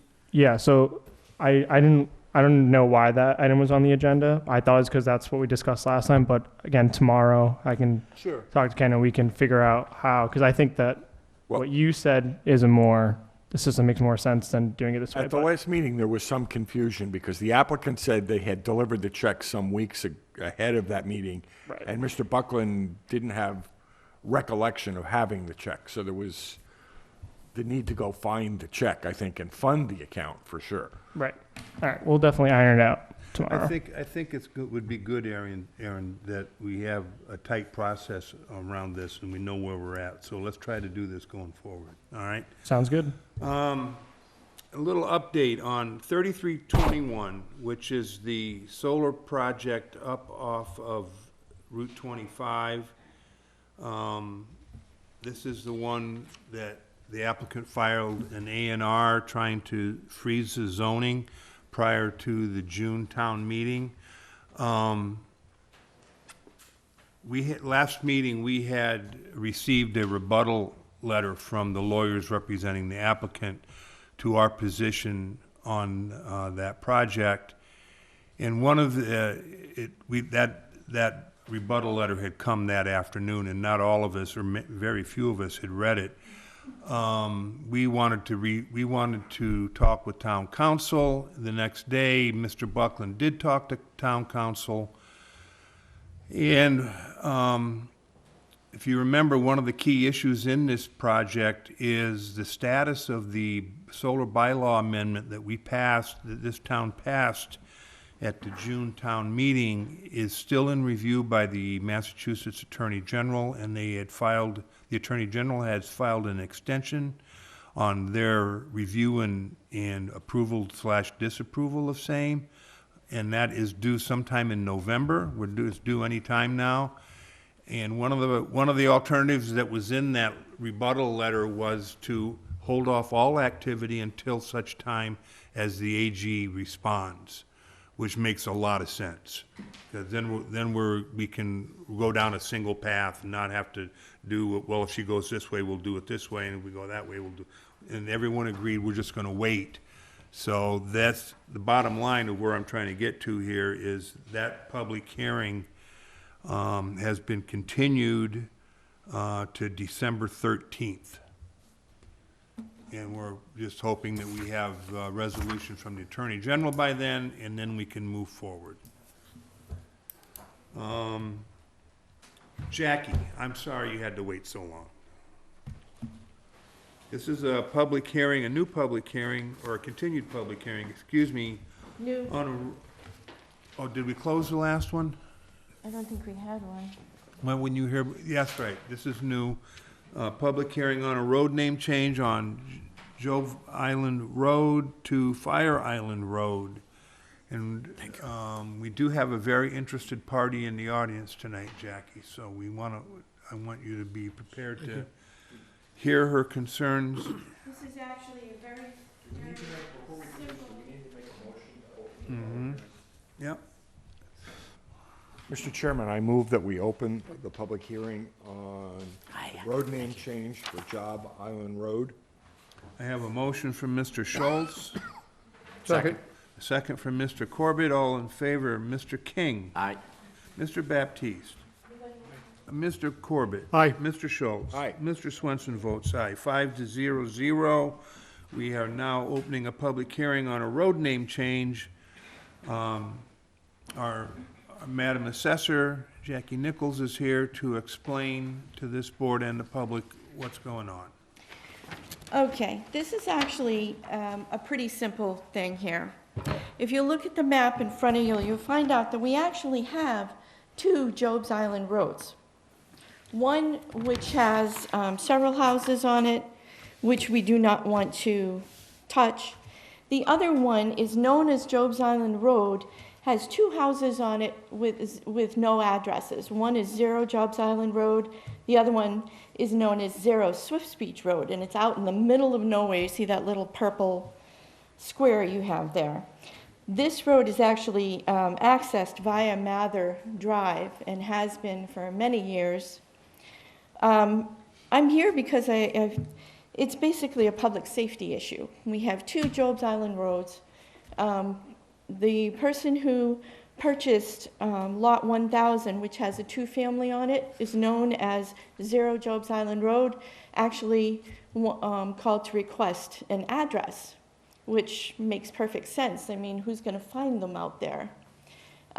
So we had looked at this, Ken and I, several years ago, before this property even sold, and kind of talked about what do we need to do here to make sure everybody gets their 911 calls answered.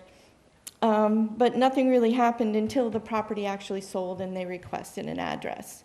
So we came up with the idea of calling it Fire Island Road. It's my understanding that that actually was kind of known as Fire Island in area back in historical times. I don't know when. And so that's why I'm here. We just want to call that one that has two houses with no addresses on it. We want to give them actual addresses separate from the existing Jobs Island Road and turn it into Fire Island Road. There are also the possibilities that there may be additional permits happening out there soon. So we figured that we better address it now rather than try to address it later. So that's why I'm here. I've already been before the road commissioners and the selectmen, but the road commissioners, we deal with the actual addresses, which is now a part of my purview. But the road names falls under you guys. Okay. And that's why I'm here. Okay. So I think we understand the request. Any comments from board members? Mr. Schultz? Just given our previous discussion, will this be a private road? It is a private road. And we'll, okay, thank you. All right. Anything else you want to say, Jackie? Mr. Rowley, any comments from you as well? Not this time, no. I will open it to the public. Do I need a motion to do that? I don't know. No. It already is? Okay. Excuse me, one minute. I'd like to clarify, Mr. Schultz, if I may. According to Ken, the way that he words this is, this road is a privately held right-of-way, provides access to and across parcels that will cross Mather Drive. So it's a privately held right-of-way. Mr. Chairman, through you to Mr. Sheehan, given that Ms. Nichols said that we might, or someone in the town might be seeing additional permits for, I presume, building in this area, what is the definition of a private right-of-way? What does that do for subdivision plans? I don't, this is now a new kind of road. No, this really has nothing to do with what may happen in the future. We're just trying to be prepared for... No, I understand about the road name change. I'm not trying to confuse that issue. Oh. I'm just trying to understand now what the definition of a new kind of road, to me, from Mr. Sheehan. I'm sorry. Shaheen, it's all good. Shaheen, yeah. So you want to know the definition of a private... Well, a private... now we have public roads. Right. We have private roads. And now we have a right-of-way that we're considering. So how does that factor into the whole scheme of things? So I don't know this 100%, but I will try to provide some sort of answer. You can come back. Yeah, I can come back too. That's not, it has no dependence of bearing. Okay. I can come back with an answer because I don't want to say something that's not true to make sure, but I will clear that up with you, the definition. Yeah. I can do that for you. Would you like to address the board, ma'am? I would. My name is Lisa Loomis, and I live at... Have a seat so the people at home can hear you as well. I live at 0 Jobs Island Road, AKA on the deed it says 10 Mather Drive. Do you happen to live in purple block here? I live behind the purple block. I live in a large home behind that. Lot 1,000 is where she lives. I thought Where do I that live? was I the live up purple here. block. No, the purple block is 0 Swifts Beach Road. But that is my electric company will not change my electric address. It's 0 Swift Beach Road. And 0 Jobs Island Road is also an address. And I use 10 Mather Drive for my children for school and the bus route. I'm concerned, yep, this is my house. I'm just concerned for safety issues because I have a husband who's very sick and I've had the ambulance there a couple of times as 10 Mather Drive. Right, he's the one that And delivery. asked for this. I actually rent this property, so if he asked for the name to be changed, then I guess there's, No, they asked for a real address. A real probably address. Because your husband. because I have complaint, I just thought 10 Mather Drive would be best, but if it's a road itself, I've tried to speak to my landlord. Have you spoken to him? He speaks very little English, but for safety reasons, I would like to be 10 Mather Drive. I understand I do not own the property, but for safety issues and school bus issues, that's just, it needs to be separate, because 16 Jobs Island isn't anywhere near 0 Jobs Island. But on the deed, it says 10 Mather Drive also, AKA 10 Mather Drive on the deed. Because I looked that up, and that's what I use. Because I've tried to speak to people, and nobody, there was, like, my electric company will not change my address. It's it's actually off Swift Beach Road is my address for the electric company. So I want to make sure I understand. This is That's a 1,000 little- This is 1001. Yeah, that is not her property. My The property in the back- is everything else in here? And it says, there's a number on my house that says 1,000. At the end of the driveway on the tree says 10, and it's right between 8 and 12 Mather Drive. So I always use for the school buses and for delivery, for Domino's, 10 Mather Drive. Getting a package delivered, I can't get a package delivered to 0 Jobs Island Road. I understand, but so the 1,000 is a lot number, right?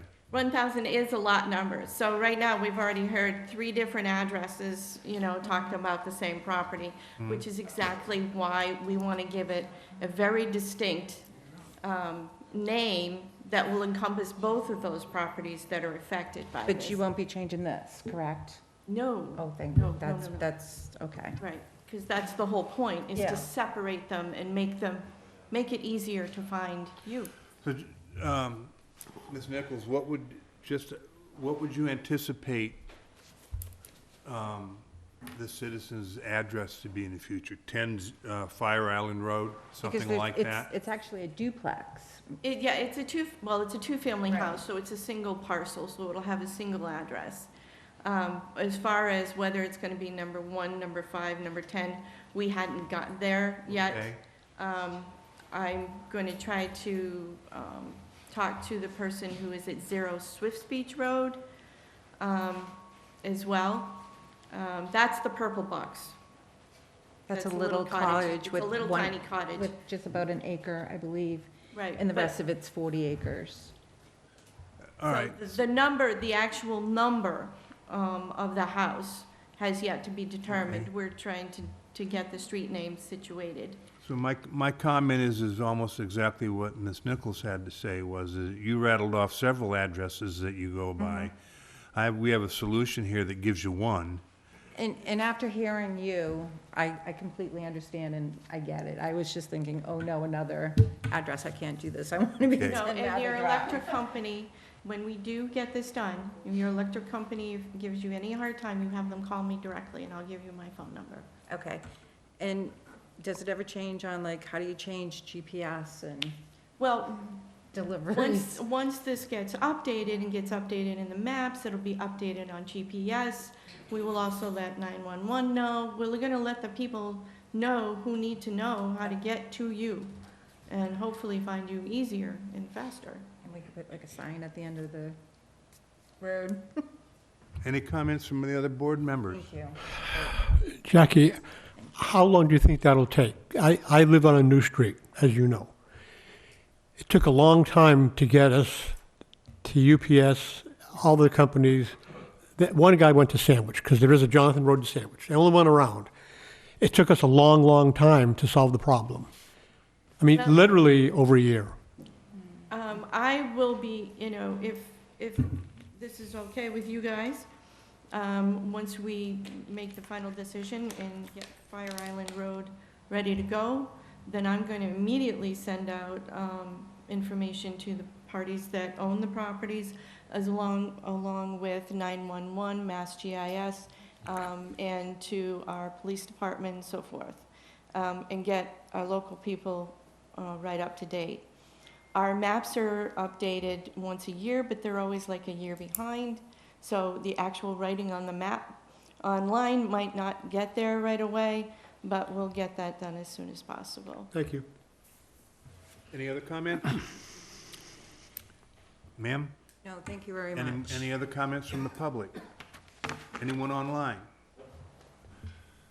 So I would take a motion to approve Ms. Nichols' request that the area currently known as Zero Jobs, we approve the road name change to Fire Island Road. So moved. Second. I have a motion from Mr. King and a second from Mr. Corbett. I believe that's what it was. Mr. Corbett. Aye. Mr. Schultz. Aye. Mr. Baptiste. Aye. Mr. King. Aye. And Mr. Swenson votes aye. I think we're all set, 500. Thank you very much. Thank you very much. Good. Mr. Chairman, just one comment. Sure. That either Ms. Nichols or the property owner should be in touch with municipal maintenance to see about getting a proper street sign made up that would go at the intersection of this road with Mather Drive. Otherwise, it isn't gonna do any They do good. that for private roads? Yes, private roads need signs just as well as public ways. I will get a copy of your vote from Aaron, and I will get in touch with municipal maintenance myself. Thank you very much, Charlie, for letting me know. Thanks, that's good. That will point. help. That's good. Okay. Any public comment tonight on Wareham Master Plan updates or new initiatives? Please come forward and identify yourself. Excuse me.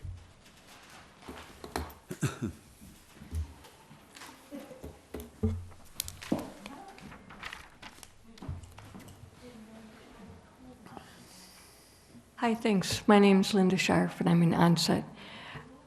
I was looking over the master plan today, and I remember going to, I think I went to all of those meetings, and one of the things that I specifically asked for was a tree plan and to increase the tree canopy in Wareham. And I didn't see that anywhere in the master plan at all. So I wonder, when you talk about new initiatives, what exactly are you talking about? Having more meetings or including information? I will try to answer if you guys are comfortable with that.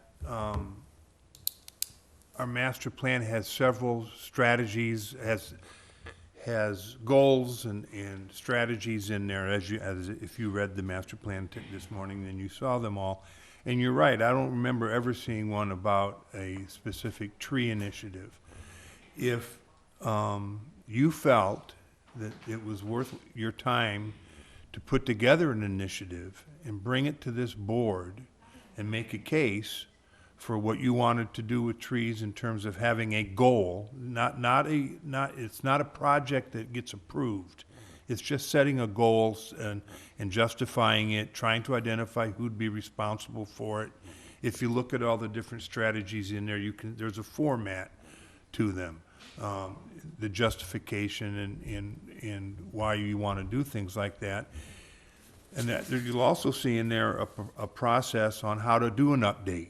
And it talks about coming to this board and presenting your ideas and hearing our feedback and hopefully convincing us that we would add it to the master plan.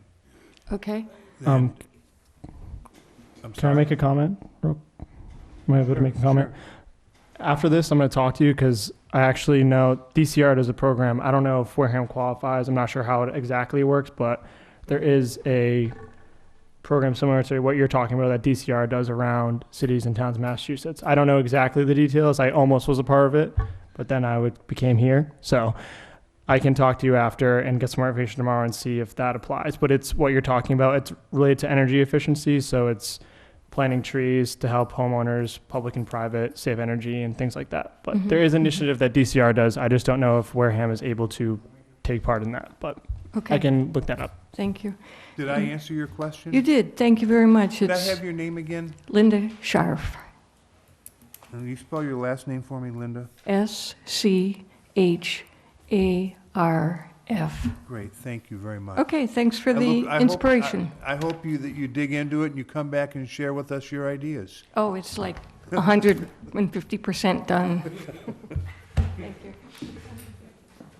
Okay, yes, Master plan? master plan.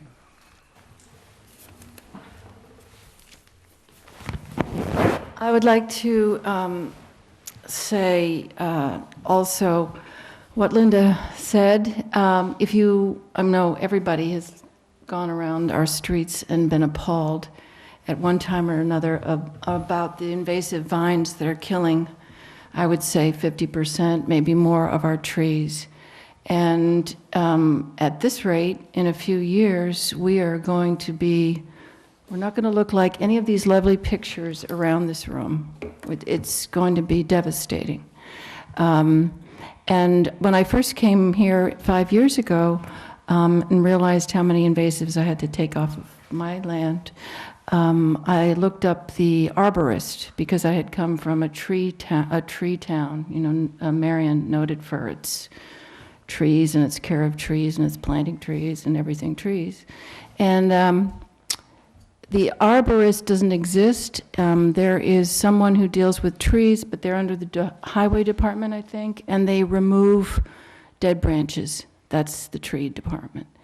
So I think the planning board, I think it's great that Linda might come up with this initiative, but if the master plan means anything, I would like it to mean, you know, in this day and age, carbon sequestration, cutting down trees everywhere. Since I've been here 5 years, I've probably seen 500 trees cut down on County Road. And somebody just, I don't even know what they're building, they just cut this huge swath of pine trees down. It seems to me planning needs to involve itself in that. And the last comment you made, Richard, a couple of weeks ago, because we missed a meeting, was about the master plan and that it was 52 contradictions. And I don't see a contradiction in that as a goal. I think it's a carbon necessity. I think it's a quality of life necessity. I think it's a biosphere necessity. I mean, you know, I could probably come up with a few more phrases. So, thank you. Any other comments? Liaison updates. Mr. Schultz, any updates from the Solar Bylaw Committee? No, due to the storm and other factors, we have not met since my last update. Mr. Corbett, CPC, well, you got two CPCs, Capital Planning and Community Preservation. They're all done at this time. Okay. We meet in second, I don't remember the date, but in December will be our first meeting. Mr. King, anything from Serped tonight? No report.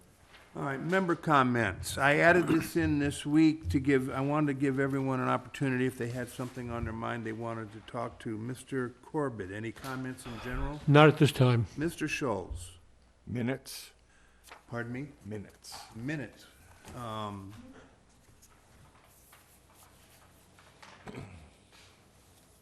That's a process question. I will tell you that I talked to Mr. Buckland about that, and that he informed me that you and he were discussing your participation in same, but hadn't come to a conclusion. And then I thought we had agreed we were going to have a meeting on that subject. Yes, you're right, and I have not done that. Okay. I'm concerned about the effort required,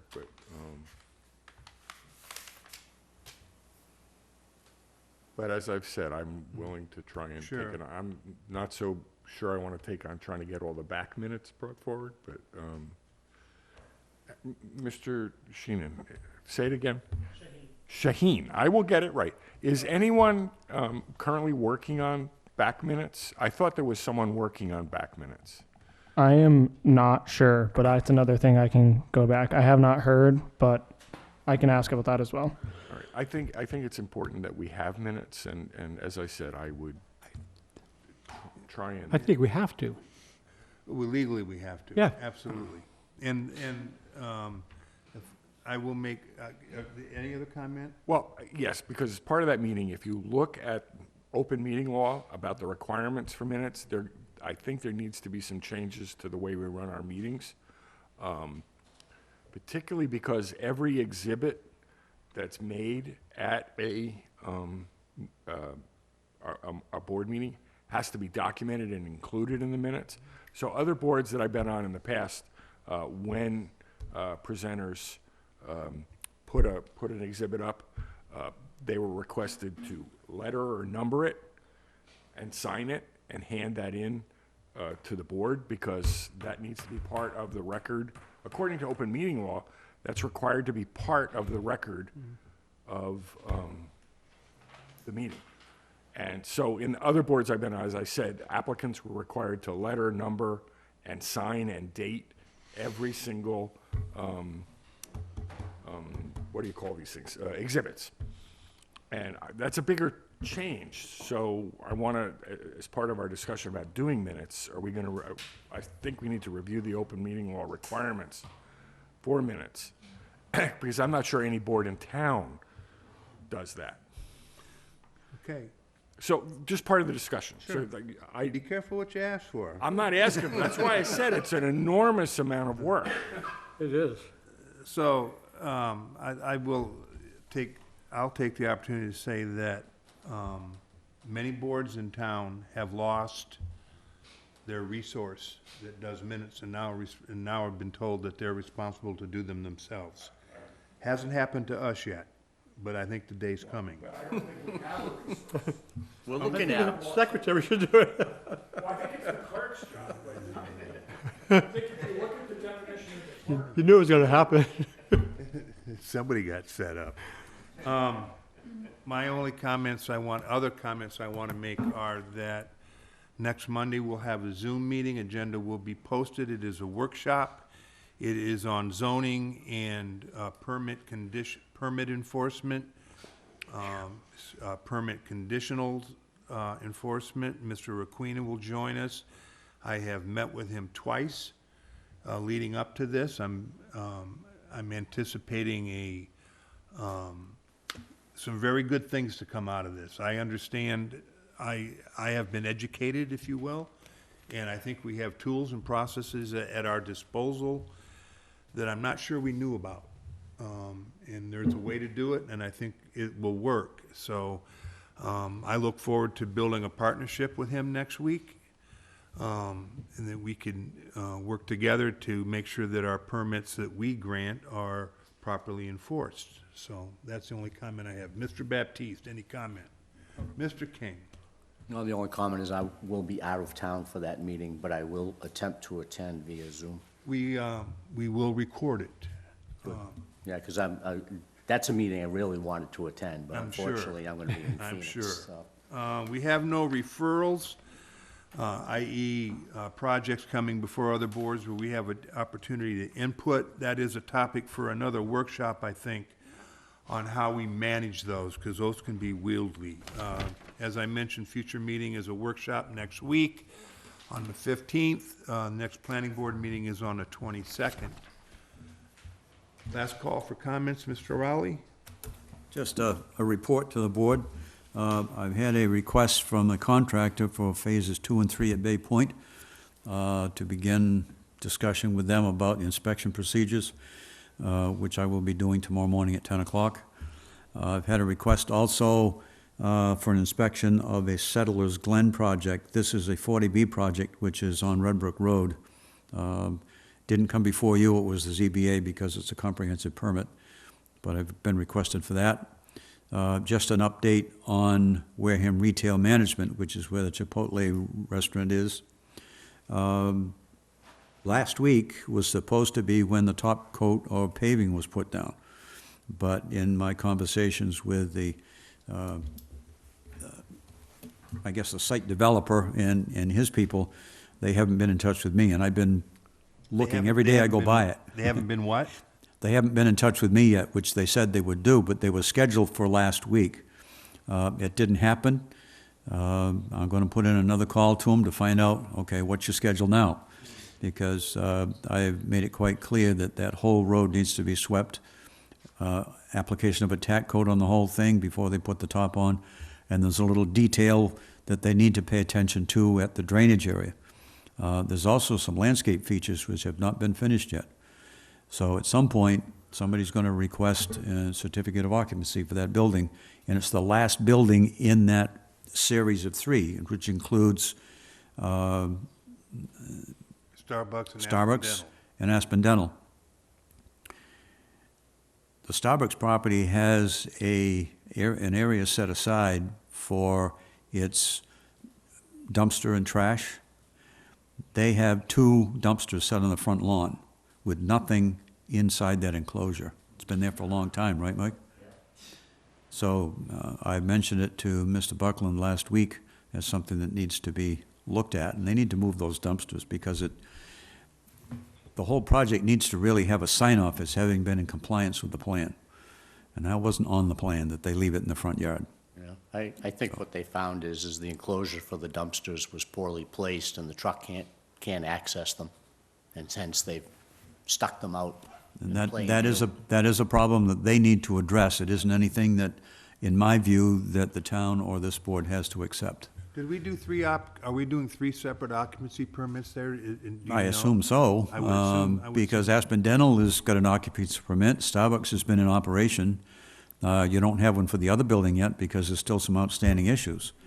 But it should be cleaned up as an entire project because it was one project. They decided to phase it, 1, 2, and 3, but it's still under one special permit. And what we're gonna learn at the enforcement workshop next week is the power of granting an occupancy permit is our primary and most effective hammer. What can we do in this case? I'm sorry? What can we do in this particular case? Charlie's been faced with this before. It goes to the enforcement officer. What I do first is I submit a final inspection.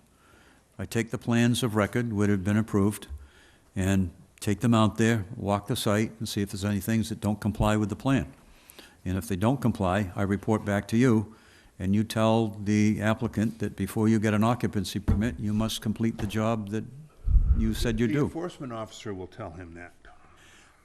Before he can issue the CO, yes, but you, in reality, the fact that the plan has been completed needs to be directed to him through your board. Yes. But now I'm hearing again, we're chasing the ball after the fact, an occupancy. No, not yet. Has been granted. Well, no, you're the, well, I'm gonna ask a We're still in question. process. But how can we enforce anything on Starbucks if they already have an occupancy agreement? Because the whole project is subject to one special permit. Starbucks, Aspen Dental, and the Chipotle is all under one special permit. It was simply phased, which they got modifications for along the way, or they actually showed in the original I special understand, but permit 3 different buildings. How does that affect the occupancy agreement? We can't we can- revoke the Because they don't have an occupancy permit for Chipotle's yet. You could hold that one You hostage. can hold that up. You can hold just that one hostage, because the other thing. We can't do squat. No, and I don't want to get into, as you know. Thank you. But how do we help Charlie at this point? People don't even respond to him. When I will get the paving, when the paving is done, that will be one last thing. You should at some point Let's not get- ask if there is a final report on the full construction of Wareham Retail Management. So And at that let's, time, direct me to do a final inspection, and I'll give you a list, and then you go from there. Let's not get ahead of ourselves on next week. Yeah. This is something we all care about deeply. We shouldn't, that's right. Anyway, anything else? I'll take a motion to adjourn. So moved. Second. I have a motion from Mr. Corbett and a second from Mr. King to adjourn. Mr. Corbett. Aye. Mr. Schultz. Mr. Baptiste. Mr. King. Aye. And You Mr. don't wanna go Swenson home? votes aye. Having too much fun.